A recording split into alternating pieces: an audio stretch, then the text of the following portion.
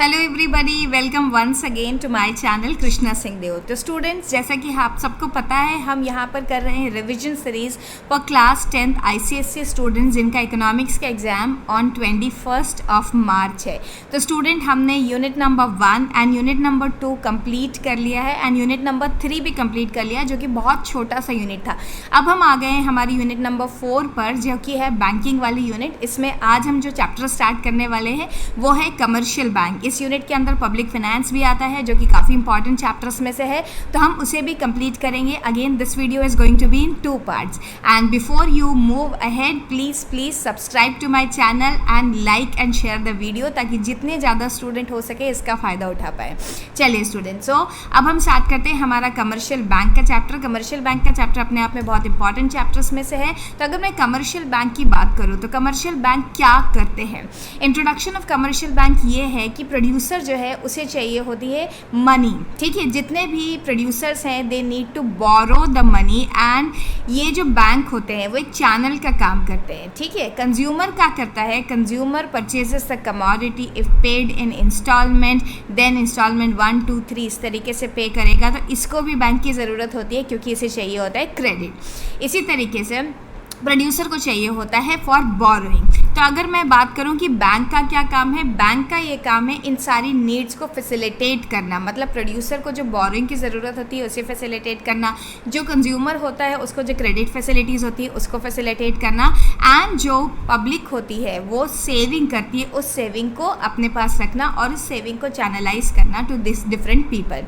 सो banking system की अगर हम बात करें तो chief source of credit in economy banking system ही है, जो कि कमर्शियल बैंक करते हैं। ये क्या करता है, people in need of money को लोन्स एंड एडवांसेस प्रोवाइड करता है and people who have surplus money उनके डिपॉजिट्स को एक्सेप्ट करता है। तो ये है बैंक का काम, who will work as mediator. ठीक है, तो क्या कर रहा है ये कि उन लोगों से पैसा ले रहा है जिनके पास सरप्लस मनी है या जिनको अभी मनी की ज़रूरत नहीं है। They will deposit and give it to those people who are in need of money right now. ये बैंक का काम है चैनलाइजिंग। तो अगर हम बोलें कि कमर्शियल बैंक क्या होते हैं, तो कमर्शियल बैंक मतलब बैंकिंग रेगुलेशन एक्ट 1949 की डेफिनेशन के अकॉर्डिंगली जाएं तो a banking company is one which transacts the business of banking which means the acceptance for the purpose of lending और investment of deposit of money from the public and repayable on demand और otherwise and withdrawal by the cheque, draft और otherwise. मतलब एक banking company का काम ये है कि वो क्रेडिट क्रिएशन करे, वो लोगों से एक्सेप्टेंस ऑफ डिपॉजिट ले और वो क्या करे and in form of loan लोगों को ग्रांट करे। क्यों अब लोगों से एक्सेप्टेंस ऑफ सेविंग कर रही है, so that it can lend it to others, and कब वापस करेगी उन लोगों को जिनसे इसने एक्सेप्टेंस ऑफ डिपॉजिट किया है ऑन डिमांड और अदरवाइज। अगर हम बात करें कमर्शियल बैंक की, तो commercial bank banking services provide करता है। उसके अंदर क्या क्या फंक्शंस आते हैं, एक्सेप्टेंस ऑफ डिपॉजिट आता है, एडवांसिंग ऑफ लोन आता है, क्रेडिट क्रिएशन आता है and financing trade and commerce आता है। ओके, तो ये सारी की सारी चीज़ें हमारे पास कमर्शियल बैंक परफॉर्म करते हैं। Banking one of the most important territory sector की, टर्शरी सेक्टर की एक्टिविटी है, क्योंकि इसके बिना किसी भी छोटे से छोटे बिजनेस की फंक्शनिंग को हम लोग नहीं इमेजिन कर सकते। अब बैंक क्या करता है, and users of capital investor and there are people who save but cannot use the fund। तो बैंक इन दोनों के बीच में चैनल का काम करता है। मतलब इन लोगों से ये सेविंग्स को ले लेगा और उन लोगों को प्रोवाइड कर देगा जिनको इसकी ज़रूरत है। तो generally deal in short and term credit. Bank क्या करता है, short and term credit provide करता है for the needy of money, मतलब जो प्रोड्यूसर्स है, जो बिजनेसेस है and all. Also called joint stock banks and bank short term loan, bank advances short term loans to businessman and traders. तो ये bank का काम है कि वो चैनलाइज कर दे सेविंग को and organise in same manner as joint stock companies. Bank जो होते हैं, जितने भी बैंक होते हैं आप सबके देखेंगे स्टॉक एक्सचेंजेस पे लिस्टेड स्टॉक होते हैं। हाँ, there are some cooperative banks जो कि कंपनी फॉर्म में नहीं है, अदरवाइज 99% बैंक्स आप देख सकते हैं कि वो कंपनी के फॉर्म में है। एग्जाम्पल है State Bank of India and Canara Bank etcetera, ये सब बैंकिंग कंपनीज हैं।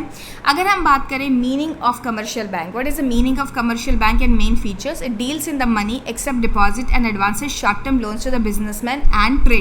कमर्शियल इंस्टीट्यूशन है ये with aim to earn profit. Obviously bank जो है कंपनी के फॉर्म में बना हुआ है और इसका एम होता है, कमर्शियल बैंक है क्योंकि ये इसका एम होता है earning profit. Unique financial institution है that create demand and deposit which serves a medium of exchange, क्योंकि बाकी कोई लिंकिंग पिन है नहीं, तो बैंक लिंकिंग पिन का काम करता है of savers of money and needy of money. Deals with general public, सारी जो कॉमन पब्लिक है वो कमर्शियल बैंक के साथ डील करती है। आगे आने वाले चैप्टर्स में आप पढ़ेंगे रिजर्व बैंक ऑफ इंडिया भी है, लेकिन रिजर्व बैंक ऑफ इंडिया का काम है रेगुलेटरी की तरफ वर्क करना, वो कॉमन पब्लिक के साथ डील नहीं करता है।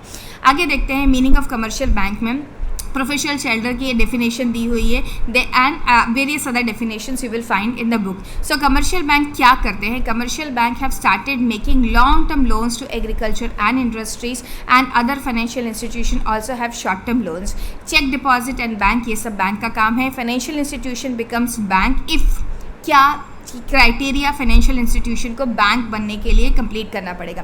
देखिए बहुत बार ऐसा होता है कि नॉन बैंकिंग फाइनेंशियल कंपनीज भी हैं, मतलब वो काफ़ी कुछ काम जो है बैंक के जैसा कर रही हैं, लेकिन वो बैंक नहीं कहलाई जा सकती है। जैसे कि हम बात करें स्मॉल फाइनेंस का कंपनीज या नॉन बैंकिंग फाइनेंशियल कंपनी में बहुत दूसरे तरीके की ऑर्गेनाइजेशन दिखाई देती है, लेकिन they are non banking financial institution. क्यों? वो फाइनेंशियल इंस्टीट्यूशन तो है लेकिन बैंक नहीं कहला सकते, क्योंकि वो इनमें से कोई एक क्राइटेरिया फुलफिल नहीं करते, जैसे कि accepting checkup deposit from public, post office, saving bank and bank. क्या ये बैंक है? नहीं, ओनली एक्सेप्टेंस ऑफ डिपॉजिट कर रहा है। ये क्या नहीं कर रहा है? लेंडिंग ऑफ मनी नहीं कर रहा है। अगर मैं पोस्ट ऑफिस की बात करूं तो वो सिर्फ एक्सेप्टेंस ऑफ डिपॉजिट कर रहा है, इसीलिए पोस्ट ऑफिस क्या है? Post office is not called bank, it does not lend money. अगर मैं बात करूं कि कोई इंस्टीट्यूशन सिर्फ लेंडिंग ऑफ मनी करता है, एक्सेप्टेंस ऑफ डिपॉजिट नहीं करता है, तो उसे भी हम क्या नहीं बोल सकते? बैंक नहीं बोल सकते। जैसे कि हम LIC, UTI, IDBI की बात करें तो ये सिर्फ लेंडिंग ऑफ मनी कर रहे होते हैं, ये एक्सेप्टेंस ऑफ डिपॉजिट नहीं करते, इसीलिए इनको भी हम बैंक की कैटेगरी में नहीं डाल सकते। तो किसी भी इंस्टीट्यूशन को जो कि बैंक है, कभी बैंक कहलाएगा वो जबकि वो एक्सेप्टेंस ऑफ डिपॉजिट करे और साथ ही साथ लेंडिंग ऑफ मनी भी करे। और एक और क्राइटेरिया यहाँ पे आता है जो कि है क्रेडिट क्रिएशन, जो यहाँ मेंशन नहीं है बुक में, लेकिन आप क्लास 12 में जब फ्रैंक की बुक से पढ़ेंगे फॉर क्लास 12 ICSE स्टूडेंट्स के लिए, जो जनरली एक्सेप्टेड बुक है वो फ्रैंक की बुक है, वहाँ पर आप देखेंगे कि लिखा होगा credit creation is also one of the important feature of commercial bank. अब हम बात करते हैं कि कमर्शियल बैंक के फंक्शंस क्या क्या होते हैं स्टूडेंट। अगर हम कमर्शियल बैंक की फंक्शंस की बात करें तो there are 3 broad category of their function. Number 1 is primary function, number 2 is agency function and number 3 is general utility function. ये सारे फंक्शन हमें डिटेल में पढ़ने हैं। सबसे पहले हम देखते हैं प्राइमरी फंक्शन। प्राइमरी फंक्शन के अंदर आता है accepting of deposit and accept deposit from every class and every source, मतलब किसी को भी कमर्शियल बैंक जो है मना नहीं करेगा, सबसे एक्सेप्टेंस ऑफ डिपॉजिट करेगा।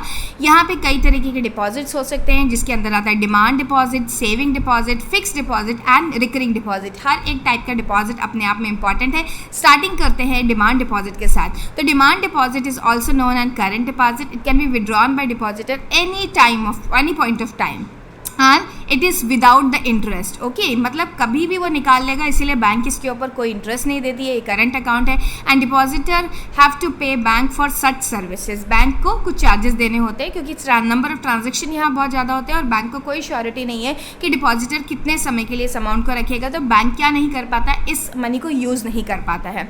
Generally made by the businessman and industries who have to receive large payment, वो करंट अकाउंट ओपन करते हैं। Such accounts are called current accounts. Where as saving deposit account वो अकाउंट होते हैं जहां पर number of withdrawals limited होते हैं और लोग एक्चुअली थ्रिफ्ट के लिए या सेविंग के लिए अकाउंट खोलते हैं। These accounts are opened by households and the people who are employed. So withdrawal in certain restriction होती है। यहाँ पे cheques facilities are available, generally made by household by surplus और idle money. Low rate of interest मिलती है यहाँ पर and only 5 cheques per month. For example 5 cheques per month, ऐसा आजकल कुछ फिक्स नहीं है लेकिन बुक में ये दिया हुआ है तो हमने बुक से ये पॉइंट ले लिया है।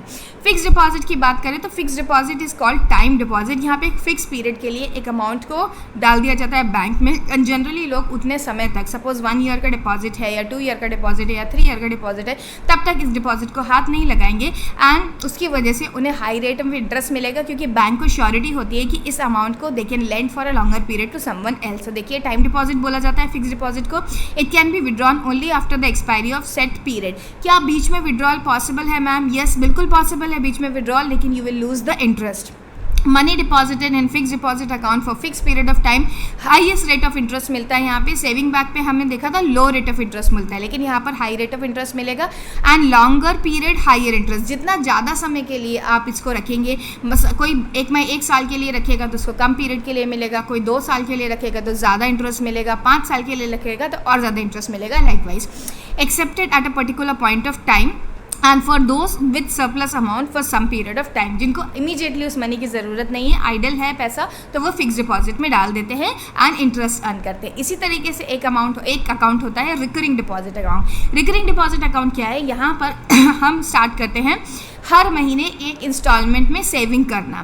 तो it is cumulative deposit and it is type of fix deposit only, लेकिन फिक्स डिपॉजिट में एक साथ मोटा अमाउंट डाल दिया जाता है। यहाँ पर एक साथ मोटा अमाउंट ना डाल के हम क्या करते हैं, थोड़े थोड़े अमाउंट का रिकरिंग डिपॉजिट करते रहते हैं। Money is deposited over a period of time for in fix instalment and it encourage regular saving and saving habits. Rate of interest nearly same as fix deposit होती है, accepted at regular interval of time. तो ये जो 3 account है, last वाले जो आपको ये ब्लू दिख रहे हैं और ये ऑरेंज दिख रहा है, ये सारे अकाउंट सेविंग के पर्पज से किए जाते हैं। वेरस जो फर्स्ट अकाउंट था डिमांड डिपॉजिट, ये बिजनेस के ट्रांजैक्शन में स्मूथनेस लाने के लिए किया जाता है। तो इन 4 तरीकों से बैंक एक्सेप्टेंस ऑफ डिपॉजिट करता है। अगर हम बात करें कि प्राइमरी फंक्शन के अंदर दूसरा फंक्शन क्या है, why deposit of money in commercial bank, क्यों हमें कमर्शियल बैंक में डिपॉजिट ऑफ मनी करना चाहिए, क्योंकि हम इस मनी को सेफ रख सकते हैं। Money can be withdrawn at any time cheque के थ्रू। आजकल बहुत सारी मोबाइल ऐप है, जीपे है, यूपीआई है, कई तरीके के सिस्टम्स हैं जिसके through you can use the money. तो आपको घर पे पैसा रखने की बिल्कुल ज़रूरत नहीं है and at the same time you can earn interest also. यहाँ पर डिफरेंस दिया हुआ है demand deposit and fix deposit के बीच में, इस डिफरेंस को भी हम पढ़ लेते हैं। Withdrawn by the depositor at any point of time without notice. अगर हम डिमांड डिपॉजिट की बात करें तो ये हो रही है करंट डिपॉजिट, करंट अकाउंट की बात हो रही है। फिक्स डिपॉजिट में ऐसा नहीं होता है। Withdrawn can be deposits can be withdrawn only after the expiry of certain fix period.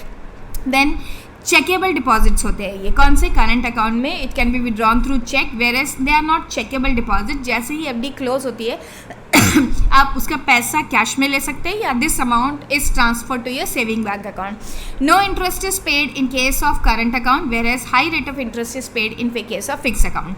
Constitute a part of money supply. जब हम करंट अकाउंट की बात करते हैं, it fall under the category of near money और liquid asset की category में आता है फॉर द डिपॉजिटर। तो ये है डिफरेंसेस स्टूडेंट, इन डिफरेंसेस को आप अच्छे से पढ़ लेंगे। अब हम देखते हैं next function of commercial bank which is advancing of loan. Primary function के अंदर 2 फंक्शन है, एक है एडवांसिंग ऑफ लोन और एक है एक्सेप्टेंस ऑफ डिपॉजिट। हमने अभी कर लिया है एक्सेप्टेंस ऑफ डिपॉजिट, अब स्टार्ट कर रहे हैं advancing of loan. I hope student आपको ये कुछ समझ में आ रहा है। मैं यहाँ पे किसी भी तरीके का फन क्रिएट करने की कोशिश नहीं कर रही हूँ, मैं यहाँ पर हार्डकोर स्टडीज़ की तरफ ज़्यादा ध्यान दे रही हूँ, क्योंकि ये समय जो है आपके लिए बहुत इंपॉर्टेंट है। अगर आप यूट्यूब पर आकर मेरा वीडियो देख रहे हैं तो मैं यहाँ पे आपको सिर्फ क्वालिटी कंटेंट प्रोवाइड करना चाहती हूँ। मैं अगर बहुत ज़्यादा बात करूँगी और हंसी मजाक करूँगी तो हो सकता है मैं इंगेजमेंट बढ़ा लूँ, लेकिन आपका समय मैं बर्बाद कर रही होंगी। I don't want to do that with my student, इसीलिए यहाँ पर मैं सिर्फ और सिर्फ क्वालिटी कंटेंट प्रोवाइड करने के लिए स्टिक रहती हूँ और हंसी मजाक और बातों से दूर रहने की कोशिश करती हूँ। उसके लिए अदर वीडियोज़ आपको मिल जाएंगे, काफ़ी सारे कंटेंट क्रिएटर्स हैं जिनको आप फॉलो कर सकते हैं, देख सकते हैं, लेकिन ये channel only and only for studies है। एंड यस, एक बार फिर से मैं आप सबसे अपील करूं कि आप अपने जूनियर स्टूडेंट्स को जो कि अभी अभी क्लास 10th में आए, प्लीज़ हमारा चैनल रिकमेंड करिए, क्योंकि बहुत सारे बच्चों को पता ही नहीं होता है कि कमर्शियल स्टडीज़ एंड इकोनॉमिक्स के लिए भी कोई डेडिकेटेड चैनल्स हैं। यूट्यूब पे आपने हमारा चैनल ज़रूर सजेस्ट करें, क्योंकि हम बहुत सारी वीडियोज़ के साथ आते रहते हैं एंड क्वालिटी कंटेंट प्रोवाइड करने के लिए कमिटेड हैं। चलें अब देखें एडवांस लोन की बात करते हैं। एडवांसिंग ऑफ लोन मतलब giving loan to businessman, farmers, employers, consumers against security देते हैं ये। And approved securities are gold, silver, bullion, government securities, easily saleable stock, shares etcetera हो सकते हैं। किस किस तरीके से लोन प्रोवाइड करते हैं commercial bank to their customer? सबसे पहले होता है कैश क्रेडिट। कैश क्रेडिट क्या होता है? कैश क्रेडिट में borrower is allowed to withdraw up to a certain amount at a given security of stock of goods and bills receivable from the others. Interest is charge on amount actually withdrawn, मतलब कि उनको एक facility provide कर दिया जाता है कि वो इतने अमाउंट तक विड्रॉ कर सकते हैं। एंड हो सकता है एक कस्टमर जिसको 2 लाख रुपीज़ की फैसिलिटी विड्रॉ करी गई हो कि कैश क्रेडिट 2 लाख रुपये का ले सकते हैं, लेकिन वो एक साथ 2 लाख रुपये विड्रॉ ना करे। कभी उसने 50,000 विड्रॉ किया, कभी 60,000 विड्रॉ किया, तो जितना अमाउंट वो विड्रॉ करेगा उसके ऊपर ही इंटरेस्ट चार्ज किया जाएगा। It's a recurring facility. Then दूसरी फैसिलिटी है, दूसरा टाइप ऑफ लोन है overdraft. So borrower is allowed to overdraw his current account balance. Temporary facility pays interest on daily balance standing against his account made without any security borrow as much as required. तो यहाँ पर again जो borrower है उसे एक facility दी जाती है कि वो अपने अकाउंट के बैलेंस से ज़्यादा विड्रॉ कर सकता है और जितना भी ओवरड्रॉन बैलेंस है उसके ऊपर उसे इंटरेस्ट पे करना होगा. एंड ये फैसिलिटी टेम्पररी फैसिलिटी होती है. Within certain period of time he will have to return this money. अगर हम बात करें शॉर्ट टर्म लोन्स की, शॉर्ट टर्म लोन क्या होते हैं? These are sanction on fix amount के ऊपर सेंक्शन किए जाते हैं.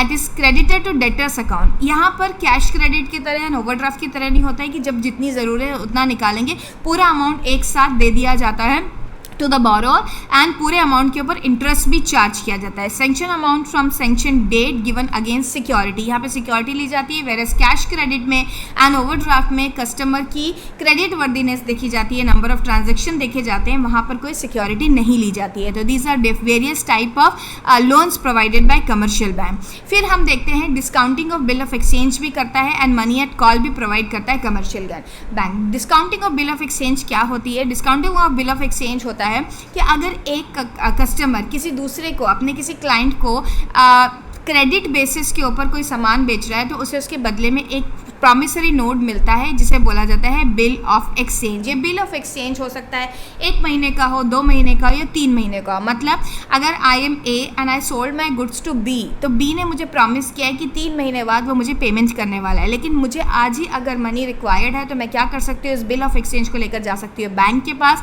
बैंक मुझे इसका पैसा आज ही दे देगा कुछ डिस्काउंटिंग चार्जेस लेके, मतलब अपना कुछ कमीशन लेके, एंड 3 महीने के बाद बैंक ये पैसा बी से ले लेगा. तो मुझे 3 महीने का इंतजार नहीं करना पड़ा.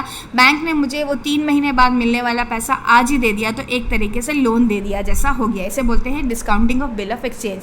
मनी एट कॉल क्या होती है? देखें, वेरी शॉर्ट पीरियड लोन्स होते हैं. It can be called by bank on every very short notice on 1 to 14 days. ये एक्चुअली एक तरीके का इंटर बैंक ट्रांजेक्शन होता है. एक बैंक दूसरे बैंक से ये लोन ले लेता है जब भी वो नीड ऑफ मनी में होता है. So this is money at call, जो कि बहुत शॉर्ट पीरियड का लोन होता है. देन अगर हम देखिए प्राइमरी फंक्शन में एक और फंक्शन आता है क्रेडिट क्रिएशन. इसको हम काफ़ी डिटेल में आगे पढ़ने वाले हैं. आगे देखते हैं agency function. Agency function is another function perform by commercial bank. यहाँ पर एजेंसी की तरह काम करता है. जैसे कोई हमारा एजेंट होता है, जो हम काम कहेंगे वो काम करेगा, उसी तरीके से बैंक भी एक तरीके का एजेंट होता है. ये क्या करता है? Collection and making payment for credit instruments for their customer. So bank collects और make payment on behalf of their customer on such insurance premium, pension, dividends etcetera. Purchase and sale of security भी customer के behalf पे करता है. Undertake purchase and sale of various securities like share, stock, bonds, debentures, etc. Trustee and executor. जब लोग will बनाते हैं, bank को ट्रस्टी बना देते हैं. It preserves the will of the customers and execute their will on their death. Then transfer of funds भी करता है. Have branches throughout the country and help customer to transfer from one place to another place by draft, cheques, etcetera. Then अगर हम बात करें general utility functions की, तो bank locker facility provide करता है. आप सबको पता ही है कि हम अपने वैल्यूबल में लॉकर्स को अपने वैल्यूबल को लॉकर्स में रख सकते हैं. यूज़ ऑफ चेक सिस्टम जो होता है बहुत कन्वीनियंट बना देता है किसी भी तरह के पेमेंट को. अगर मेरा XYZ बैंक में अकाउंट है और किसी को जैसे मुझे पेमेंट करना है, उसका ABC बैंक में अकाउंट है, तो I don't have to tell that person कि आओ मेरे बैंक में अकाउंट खुलवाओ और फिर आपको पेमेंट करूँगी. बिल्कुल भी ऐसा नहीं है. मैं अपने बैंक का चेक उसको दे सकती हूँ, उसका बैंक को वो चेक क्लियर करवा देगा RBI through their clearing house system. So इस तरीके से यूज़ ऑफ चेक सिस्टम भी बैंक करवाता है. Letter of credit, import and export procedure में लेटर ऑफ क्रेडिट की बहुत ज़्यादा इंपॉर्टेंस है. ये क्या होता है लेटर ऑफ क्रेडिट? मतलब कि अगर एक एक्सपोर्टर है, उसको इंपोर्टर के बारे में पता करना है कि उसकी क्रेडिट वर्दीनेस कैसी है. तो ऑब्वियसली दोनों अलग अलग कंट्रीज़ में रह रहे हैं, लोगों को पता नहीं होता है और बहुत सारी फेक इन्फॉर्मेशन पास ऑन होती है. तो कई बार बैंक को रिक्वेस्ट किया जाता है, कई बार क्या, हर एक import procedure and export procedure का मैंडेटरी पार्ट है ये कि लेटर ऑफ क्रेडिट सबमिट किया जाता है. इसमें बैंक जो कि ऑथराइज्ड है इस लेटर ऑफ क्रेडिट को इश्यू करने के लिए, वो एक लेटर ऑफ क्रेडिट बनाकर देती है और बताती है about the credit worthiness of their customer. तो बैंक ऑब्वियसली झूठा क्रेडिट लेटर ऑफ क्रेडिट में कुछ भी बढ़ा चढ़ा के नहीं बताएगा, सही बात बताएगा और बैंक के ऊपर लोगों का ट्रस्ट होता है. तो लेटर ऑफ क्रेडिट इश्यू करना भी बैंक का एक मेन फंक्शन में से आता है, जो कि जनरल यूटिलिटी फंक्शन के अंदर आता है. देन हम देखें जनरल यूटिलिटी फंक्शन में फैसिलिटेट ट्रांसपोर्टेशन ऑफ गुड भी करता है। कैसे? बिजनेसमैन को रेलवे रिसिप्ट, कंसाइनमेंट नोट वगैरह मिलते हैं तो बैंक क्या करता है, इन सबको एक्सेप्ट करता है, रिटेलर को इस तरीके से हेल्प करता है ट्रांसपोर्टेशन ऑफ गुड्स में। ये काफ़ी ईजी है, आप इसको यहाँ से पढ़ के आसानी से समझ सकते हैं। चलें अब देखिए जनरल यूटिलिटी फंक्शन में और एक और चीज़ आती है which is called under writing of securities. What is under writing of securities student? Under writing of security मतलब जब भी कोई कंपनी अपने शेयर्स को इशू करती है उसे हमेशा डर रहता है कि कहीं ऐसा ना हो कि लोग हमारे शेयर्स खरीदें ना, तो इसीलिए वो कुछ अंडर राइटर्स अपॉइंट करती है। अंडर राइटर्स का काम क्या होता है? For example SBI is under writer of XYZ company, तो उसने अगर 10% की अंडर राइटिंग दे दी, मतलब 10% के बराबर के शेयर SBI क्या करेगा, अपने क्लाइंट्स को बिकवाएगा। अगर ऐसा होता है कि क्लाइंट सिर्फ 8% के शेयर खरीदते, 2% बच गए, तो SBI खुद इन 2% शेयर को खरीद लेगा। एंड इस तरीके से उसने अंडर राइटिंग दे दिया, मतलब वादा कर दिया 10% शेयर बिकवा देगा, तो 10% शेयर बिकवाने की पूरी कोशिश करेगा और जितनी कमी पड़ जाएगी वो खुद खरीद लेगा। एंड जब भी बैंक अंडर राइटिंग करते हैं तो कंपनी के प्रोजेक्ट की प्रॉपरली स्टडी करते हैं, फिर ही अंडर राइटिंग करते हैं, इसीलिए लोग उनकी बात पे विश्वास करके परचेज कर लेते हैं securities. Then collection of statistics, bank का एक और काम होता है कलेक्शन ऑफ स्टैटिस्टिक्स, लोगों की ट्रेडिंग हैबिट्स, लोगों की सेविंग हैबिट्स, लोगों की स्पेंडिंग हैबिट्स, इन सब का कलेक्शन करना। देन मनी के एक्सचेंज का कलेक्शन से रिलेटेड इंफॉर्मेशन का कलेक्ट करना, interest rate and many other statistical data is collected by the bank and which are important financial matter and published also. Foreign exchange business भी करते हैं bank deals in foreign exchange business, banks finance foreign trade by accepting and collecting foreign bill of exchange also. तो इस तरीके से काफ़ी सारे general utility function जो है बैंक प्रोवाइड कराते हैं।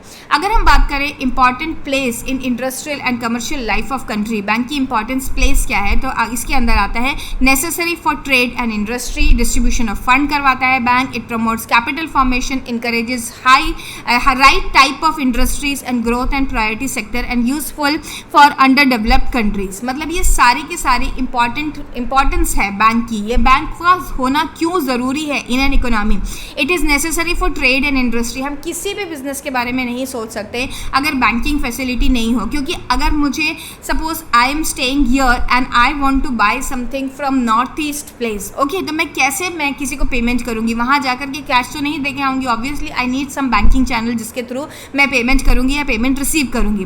डिस्ट्रीब्यूशन ऑफ फंड की करवाता है bank, helps in distribution of surplus capital and less needful region to needful region. So इसीलिए भी बैंक की इंपॉर्टेंस है, इट प्रमोट्स कैपिटल फॉर्मेशन, क्योंकि सेविंग जब तक जनरेट नहीं होगी कैपिटल फॉर्मेशन नहीं होगा। Encourages right kind of industries by advancing the loan only to those companies whose products are high and great demand में होते हैं। ग्रोथ ऑफ प्रायोरिटी सेक्टर कराता है ये, जैसे कि export, trade etcetera and useful for under developed countries. तो बहुत इंपॉर्टेंस है बैंक की for in any country.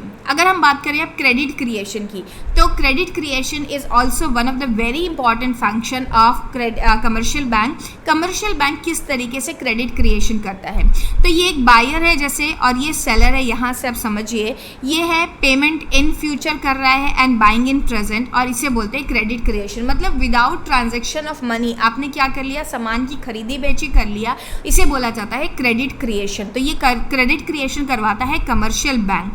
Meaning of credit creation अगर देखें तो बैंक के डिमांड डिपॉजिट होते हैं, cheques are drawn and regarded as money. Total money supply का इतना बड़ा पार्ट होता है क्या, आपका demand deposit. So bank deposits are bank deposits supply of money के अंदर आते हैं एंड ये किस तरीके से चेंज करते रहते हैं फॉर्म। अब देखिए क्रेडिट क्रिएशन ऑफ बैंक में प्राइमरी डिपॉजिट होते हैं, it accepts cash from customer and opens a deposit account, then it receives such deposits. Bank play passive role and size of primary deposits depends on